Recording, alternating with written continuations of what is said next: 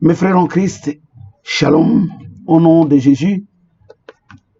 Je reviens pour que nous puissions, avant que je puisse commencer mon témoignage, je veux parler de ce que vous venez de voir comme mon titre. L'église des hommes et les serviteurs de Dieu. C'est-à-dire, il n'y a plus de serviteurs de Dieu. Et les églises que nous trouvons maintenant sont des églises des hommes. C'est-à-dire, il y a une grande division maintenant. Qu'est-ce que nous allons faire? Pourquoi je parle de division? Et pourquoi on cherche maintenant les serviteurs de Dieu? Puisque si nous regardons ce qui se passe, l'église n'est plus à sa place d'église. Même ici en Europe, surtout les Africains de n'importe quel pays. C'est difficile que je cite tous les pays d'Afrique, mais je vous dis que même ici, nous avons des divisions terribles, les insultes dans les télévisions, dans les réseaux sociaux. Mais j'ai beaucoup pitié des gens qui sont en Afrique. Je viens de voir la dernière vidéo que je viens de voir tout de suite, il n'y a pas longtemps. C'est la vidéo des serviteurs qui est en train de témoigner. J'ai dit Dieu merci de son témoignage, qu'il croit que c'est un témoignage. La répétence, qu'il croit que c'est la répétence. Mais c'est un serviteur de Dieu. Il a travaillé longtemps, j'espère bien, et il connaît la Bible. Alors je voulais dire à ce serviteur de Dieu, avant de parler de quoi il s'agit, qu'est-ce qu'on appelle la répétence et quand est-ce qu'on demande pardon? La répétence, je donne un exemple de répétence. Tu es parti voler l'argent. Les jours que, si tu veux te répartir, il faut reprendre le même argent, vous renvoyer au propriétaire. Dire, j'ai volé ton argent, je remets. Et maintenant, s'il faut te condamner, il te condamne en fonction de cet acte-là que tu as commis. Un serviteur de Dieu dit qu'on nous a donné l'argent. Nous sommes partis, on nous a donné l'argent, Seigneur de gloire. On nous a donné l'argent. Mais moi, je suis venu dénoncer. Non, tu n'es pas venu dénoncer, mais tu es venu t'accuser. Si quelqu'un aura l'occasion de suivre ma vidéo, s'il vous plaît, informez à ce serviteur qu'il s'est accusé. Ce n'est pas une répétence et ce n'est pas faire la dénonciation. Quelle dénonciation? Vous avez pris l'argent, vous avez acheté des chemises, l'argent vous avez acheté des maisons, l'argent vous avez fait tout ce que vous avez voulu faire. Et vous venez dire à la télévision, oui, j'ai pris l'argent, les autres ne veulent. Vous accusez les autres. C'est pourquoi les bandeaux qui roulent. En dessous, je demande à chaque serviteur, même au monde, si c'est possible, que chacun passe témoigner de sa vie, témoigner son problème devant les gens qu'il est en train d'encadrer qui sont derrière lui. C'est du vol devant les enfants de Dieu. Et puisque ce n'est pas moi qui vous a imposé les mains pour que vous soyez serviteur, si c'était moi, automatiquement tu n'es plus serviteur. Et vous n'êtes plus, parce que vous dites que vous êtes nombreux, que chacun d'eux dénonce. Vous n'êtes plus serviteur de Dieu, mais vous êtes les serviteurs des hommes. Ça, c'est clair. Si vous voulez que Dieu vous pardonne, prenez la voiture que vous avez achetée avec cet argent. Prenez tout ce que vous avez fait, la cravate, la chemise, tout ce que vous avez acheté avec cet argent, vendez. Vous prenez cet argent et vous repartez chez celui qui vous a donné l'argent. Dites, écoute, l'argent que vous m'avez donné, je vous le remets. Parce que j'ai écouté, Dieu m'a parlé, alors moi, je vous remets cet argent. Et quand vous allez remettre cet argent, c'est là où vous pouvez venir dire à Dieu, Seigneur, j'ai écouté ta parole, j'ai remis l'argent, vraiment l'ennemi m'avait trompé, mais je vais marcher sincèrement devant toi. Et là, le Seigneur te lave, il lave aussi ton église que tu es en train de conduire. Mais ces églises-là, même si tu es dans la fausseté, même si tu prends une jeune fille dans l'église pour la prendre comme ta femme, c'est ta fille, je ne sais pas si tu sais ça. C'est ta fille. Tu la prends, elle devient ta femme. D'accord? Tu peux prendre l'argent, l'offrande de suivre des enfants de Dieu. Il souffre quelqu'un qui n'envoie même pas son enfant à l'école puisqu'il n'a pas l'argent. Il lui vient donner l'offrande. Toi, tu prends cette offrande, tu vas acheter la voiture. Tu le fais, c'est ce que tu peux faire. Mais la mission que le Seigneur t'a donnée, c'est pour que tu puisses aider ces veuves-là et ces orphelins. Et tu récupères même les 10 francs qu'il a. Toi qui as des voitures, pour dire, voilà, il est venu l'action des grâces. Mais regarde, ces enfants sont à pied. Les enfants marchent à pied et à faire pieds nus. Ils n'ont même pas de robes pour porter avant d'aller à l'école. Mais toi, tu en as. Combien de cahiers tu as acheté pour les enfants qui rentrent maintenant à l'école?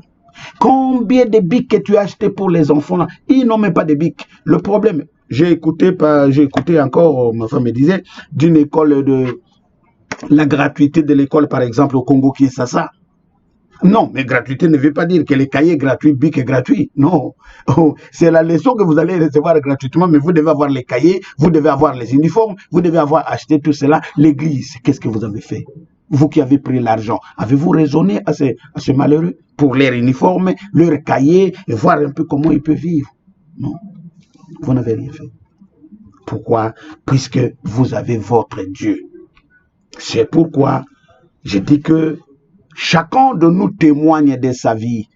Si dites, on va dire, oh non, c'est-à-dire ne condamnez pas mes ouins ou bien ne parlez pas. Oui, d'accord, vous êtes des ouins. Ce n'est pas mon problème. Vous êtes ouin, mais votre ouin là, je veux que vous puissiez parler de votre ouin à présence de tout le monde. Après avoir reçu l'argent de corruption de la part des politiciens, venez avec votre ouin et l'argent et parlez ça devant les gens. C'est malheureux.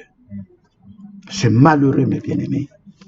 Je vous demande que chacun de nous se présente à la télévision. Chacun de nous se présente dans des réseaux sociaux que nous avons gratuitement. Maintenant, ce que je suis en train de faire, je le fais gratuitement. Je n'ai aucun sou que je dois remettre et donner, puisque c'est gratuit. Parle devant tout ce monde de ce que tu as fait si c'est bien. Dispute sur dispute. Pendant que les pays sont en train de partir. Ces pasteurs-là parlent, c'est un pasteur de Congo-Kinshasa. Si les autres pays ne les connaissent pas, ils sont au Congo-Kinshasa. Mais si vous regardez à l'est du Congo-Kinshasa, pendant qu'il est en train de recevoir l'argent sur les politiciens, il y a la guerre au pays. Est-ce que vous avez prié 2 Chroniques, chapitre 7, verset 14? Excusez-moi de lire ça pour que je puisse finir. 2 Chroniques, chapitre 7, verset 14. Si mon peuple sur qui est invoqué mon nom s'humilie, prie et cherche ma face, et s'il se détourne de ses mauvaises voies, je l'exaucerai des cieux, je lui pardonnerai son péché et je guérirai son pays. Amen, frère. Détourne-toi de ces mauvaises voies. Prie, le Seigneur qui est Seigneur va libérer le pays. Il va t'exaucer de haut des cieux. Mais aussi longtemps que tu ne te détournes pas de mauvaises voies, il n'y a pas de pardon. Et le pays est en train d'être aussi, d'être pillé et d'être agressé et de manquer. Les gens pleurent à cause des comportements des serviteurs de Dieu. Le Dieu nous a donné le pouvoir. Si vraiment et vraiment, si Dieu m'a tant parlé, et si l'Esprit de Dieu m'accompagne maintenant où je suis en train de parler, si les serviteurs dans un pays quelconque, prenons par exemple les Gabon, et les serviteurs du Gabon se réunissent ensemble, et ils se parlent en vive voix, que nous voulons libérer notre pays, peu importe la puissance des politiciens, s'il vous plaît, Dieu est Dieu. C'est la même chose au Congo-Brazzaville, même chose au Congo-Kinshasa, même chose même dans n'importe quel pays d'Afrique, là où il y a toujours là, de division et de querelles.